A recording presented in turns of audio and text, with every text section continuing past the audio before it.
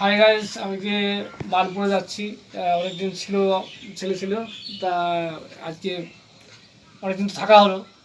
এখন থাকলে তো হবে না, পড়াশোনার ক্ষতি হবে। তো যাক, আজকে বার্নপুরে যাচ্ছি, আবার আজকেই ফিরবো। তো তোমরা এই পুরো ব্লগটা দেখো। হ্যাঁ, ছোট্টখাটো একটা ব্লগ হবে, তোমরা দেখো। এই যে অটোয় যাবো, অটো স্ট্যান্ডে এসেছি। অটো দেখাও। আমি এই অটোতে উঠবো। এটা ছেলে বসে আছে গাড়ির মধ্যে, মোবাইলে ব্যস্ত আছে। আর এই অটোগুলো ওদিকে একটা অটো আসছে। যদিও ট্রেনে যাওয়ার ইচ্ছা ছিল, কিন্তু ছেলের জন্যে আসলাম। যদিও কমফোর্ট লাগবে, হ্যাঁ, ট্রেনের সাইজে। ঠিক আছে, এবার বলো। হ্যাঁ, এবার শুরু করো। এই বগুলা আসলাম, একটু আগেই নামলাম বাস থেকে। তা রাস্তা ভুলে গেছিলাম, তা একটু অনেক কষ্টে এই রাস্তাটা চলে আসলাম। অনেক আগে এসেছিলাম তো, রাস্তাটা ভুলে গেছিলাম। যাক, এদিকে অনেক দোকান করে আছে। হ্যাঁ, এদিকে আধুনিক জুয়েলার্স, পয়সা কম দিয়ে অনেক দোকান করা আছে। এটা মানে ভালোই। না, ট্রেনে উঠে বললাম, হয়তো যেতে টাইম লাগবে বার্নপুরে।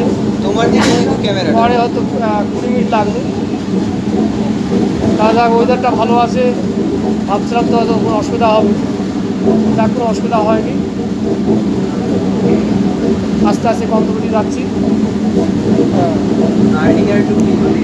কাটলাম, হ্যাঁ, নেমে পড়লাম। এবার শুরু হবে। হ্যাঁ, এবার শুরু হবে।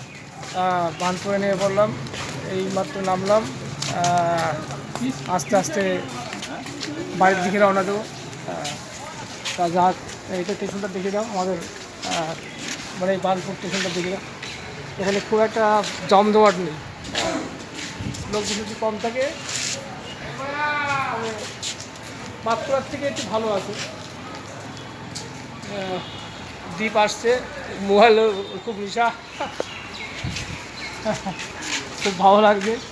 তাই এসে এই ঠিক আছে তো, এই ছেড়ে আসলাম মামা বাড়িতে।